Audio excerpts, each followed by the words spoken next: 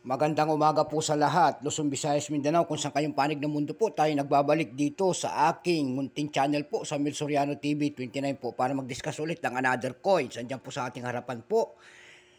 Ayan, magandang umaga po sa aking mga subscriber po. Thank you so much po kung saan kayong panig ng mundo po. Yun namang hindi pa po nakapag-subscribe at malaking tulong diyan dito sa aking YouTube channel kung kayo po ay mag-subscribe, like, and share at pindutin ang ating notification bell para ma-update po kayo sa mga latest ko pang gagawin mga video po. Ayan. Magandang umaga po sa aking mother dyan po sa Dumpay, Basista, Pangasinan po. Ayan, masantos, nakabasan na si Kain Amin. Ang ating pag-uusapan po ngayon ay ang 10 centimos po na wala ng halaga. Ayan. Ayan po sa ating harapan, tatlo po ang ating 10 centimos. Ayan.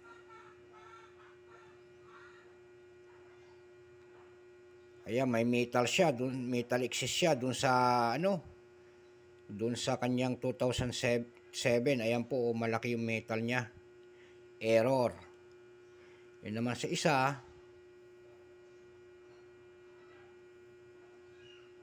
Ayan po, 2007 din po. Ayan.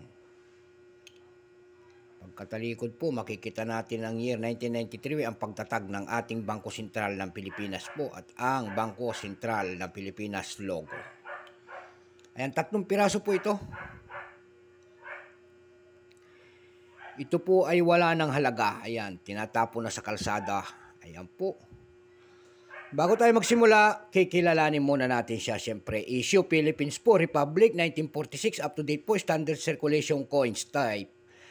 Years, 1995 hanggang 2017, value, 10 centimos po, currency, piso, 1967, up to date po. Composition po nito ay copper, nickel, steel.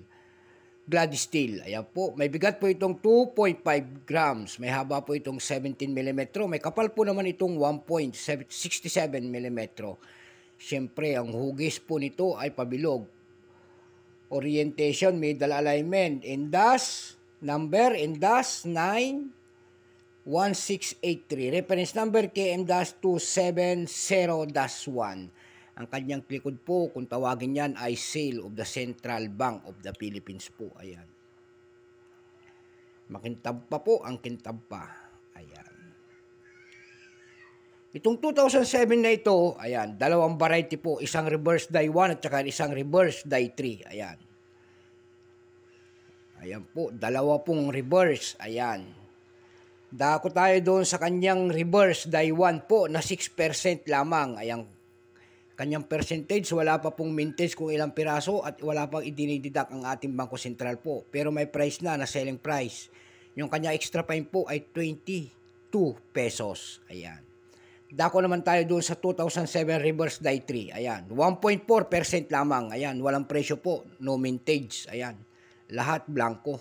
Mahirap na po ang maghanap ng presyo nito. Itong year 2007 na ito.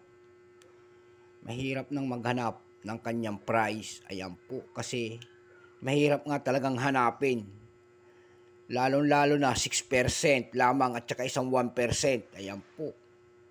Makapagdating ng araw po ito talaga ay magmahal. Pero doon sa carousel PH po, nakakita tayo ng presyo nito. Bukod tangi lamang po doon. Ang kanyang presyo po doon sa carousel PH po, may nagbebenta na nito ng 350 pesos. Mayroon naman 210 pesos po at saka isang 200 pesos. Yun lang, wala nang iba. Ayan po, so hanggang dito na lamang po. Sana naliwanagan kayo kung kayo mga ganito mga coins po. Ayan.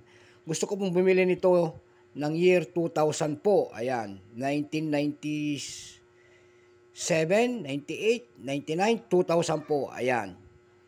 Kung sino mayroon dyan, ayan po, mag-comment na lang po kayo dyan. So hanggang dito na lamang ang aking vlog. Magandang umaga po sa lahat. Luzon, Visayas, Mindanao, kung saan kayong panig ng mundo po. Ayan. God bless.